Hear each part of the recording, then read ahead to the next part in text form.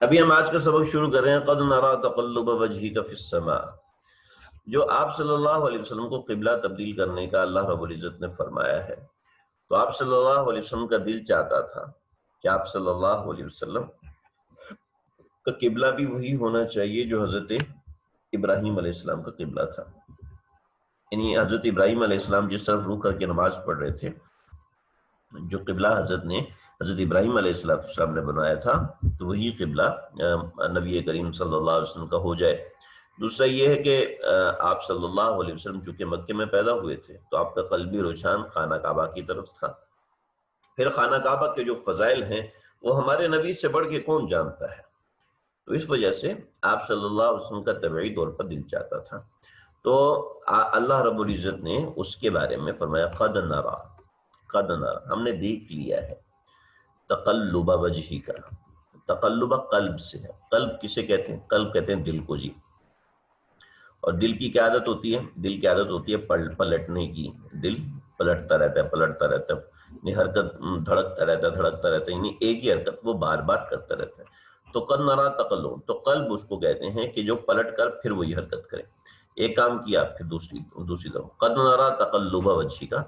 آپ کا بار بار آسمان کی طرف دیکھنا، فی السماء، آسمان کی طرف، فی السماء یعنی الی السماء، آسمان کی طرف دیکھنا۔ فلنولینک، نولی ولا یولی،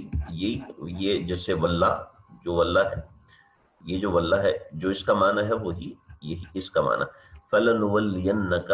پس ہم پھیر دیتے ہیں آپ کو، قبلتن اس قبلے کی طرف، ترضاہا جس قبلے کی طرف آپ کا دل چاہتا ہے۔ فَلَنُوَلِّيَنَّكَ، ہم آپ کو پھیر دیتے ہیں، قبلتن اس قبلے کی طرف، ترضاہا جس کی طرف آپ کا دل چاہتا ہے، پس آپ کو حکم ہے فولی، پھیر دیجئے، وجہ کا اپنے چہرے کو، شطر المسجد الحرام، مسجد حرام کے رخ پر، مسجد حرام کی طرف آپ رخ کو پھیر لیں۔ دیکھیں کتنی خوبصورت بات ہے، کعبے کی طرف رخ کرنے کا حکم نہیں دیا، ٹھیک ہے، مسجد حرام کی طرف رخ، یہ کعبۃ اللہ ہے، کعبۃ اللہ کی طرف رخ کرنے کا حکم نہیں دیا کہ کعبۃ اللہ بہت چھوٹا ہے، مسجد حرام جو ہے وہ طویل، وہ بڑی ہے۔ تو یہ مسجد حرام کا رخ کرنا آسان ہے، اس لیے کہ جو چھوٹی جگہ ہوتی ہے اس کا رخ کرنا مشکل ہوتا ہے، جو بڑی جگہ ہوتی ہے اس کا رخ آسان ہوتا ہے۔ اس میں بہت سی تفصیلات ہیں، ہم تفصیل میں تو جائیں گے نہیں۔ آپ خود سوچیں کہ صرف ترجمے میں اتنی تفصیل ہے تو تفسیر کے اندر کتنی چیزیں ہوں گی، کتنے شرعی مسائل اور معاملات ہوں گے۔ فولی وجہ کا شطر المسجد، تو اپنے چہرے کو پھیر لیجئے مسجد حرام کی طرف۔ یہ تو ایک فرمایا، پھر اس حکم کی تاکید فرمائی، کیسی زبردست تاکید فرمائی، وَحَيْثُ مَا كُنْتُمْ، آپ جہاں بھی ہیں، فولو، تو آپ پھیر لیجئے، وجوہکم چہروں کو، شطرہ مسجد حرام ہی کی طرف، شطرہ اسی طرف۔ وَإِنَّ الَّذِينَ أُوتُوا الْكِتَابَ، اور جن کو اللہ نے، وَإِنَّ الَّذِينَ، اور بے شک وہ لوگ، أُوتُوا الْكِتَابَ جن کو دی گئی کتاب،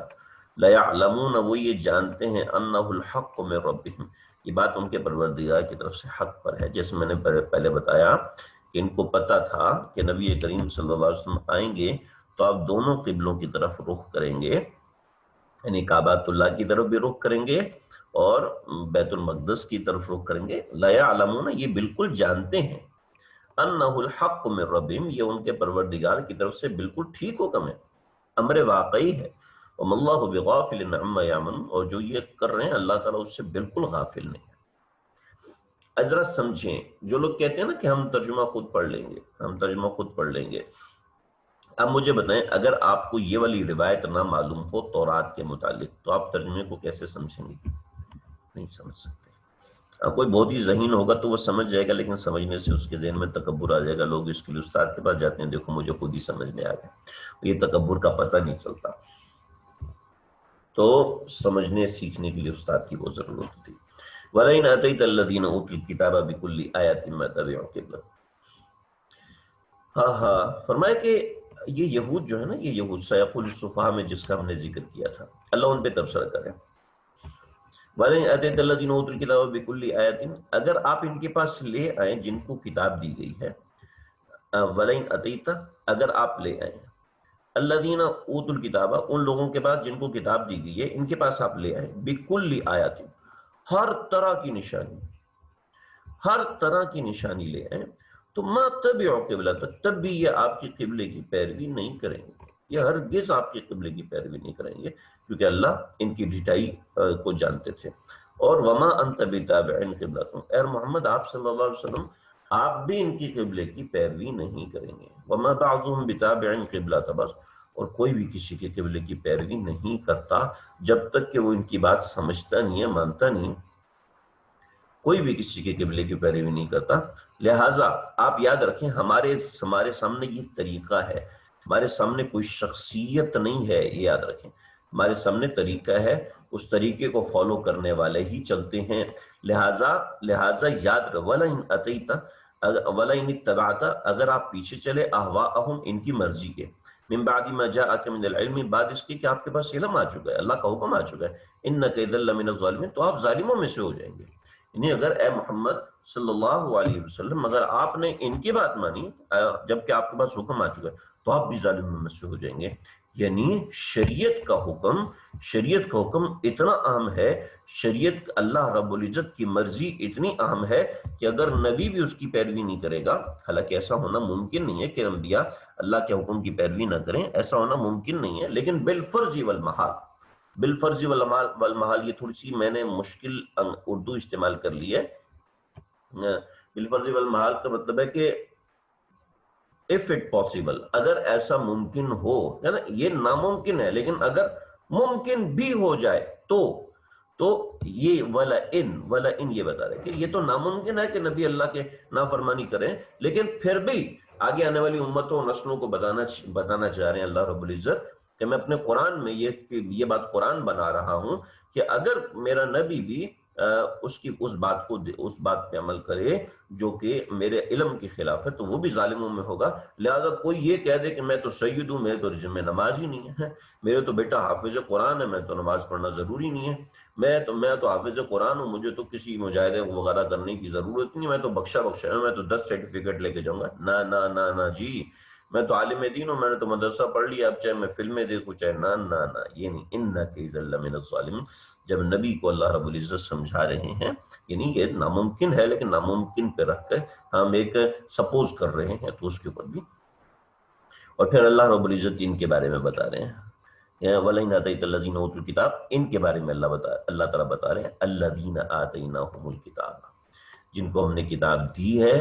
یعرفونہ، یہ محمد صلی اللہ علیہ وسلم کو پہچانتے ہیں، کما یعرفون ابناءہم، ایسے جیسے اپنے بچے کو پہچانتے ہیں۔ ایک مجمع ہو اور اس مجمع میں 1000، 10,000، 1,00,000، 10,00,000 بندے ہوں، اور آپ اس مجمع میں اوپر کھڑے ہوں، تو آپ اس میں اپنے بچے کو دیکھ کے پہچان لیں گے، بالکل پہچان لیں گے۔ ہو سکتا ہے کسی کے ساتھ ایسا اتفاق نہ ہوا ہو تو اس کو سمجھ میں نہیں آئے گی، لیکن جن لوگوں کے ساتھ ایسا اتفاق ہوا تو وہ سمجھ سکتے ہیں کہ اپنے بچوں کو پہچان لیتے ہیں۔ بازار میں جاتے ہیں تو اپنی بیوی کو بندہ پہچان لیتا ہے، بازار میں جاتے ہیں، کبھی اشتباہ ہو سکتا ہے، ہو جائے، لیکن جس کا چہرہ کھلا ہو اپنے بچے کو بالکل پہچان لے گا، کپڑوں سے، چال سے ڈال کے۔ تو یہ آپ صلی اللہ علیہ وسلم کو ایسے پہچانتے تھے جیسے اپنے بچوں کو پہچانتے ہیں۔ حضرت عبداللہ بن مبارک فرماتے ہیں، حضرت عبداللہ بن سلام رضی اللہ عنہ فرماتے ہیں کہ اپنے بچوں کو شاید ہم نہ پہچان پائیں، لیکن نبی اکرم صلی اللہ علیہ وسلم کو ہم پہچان لیتے تھے۔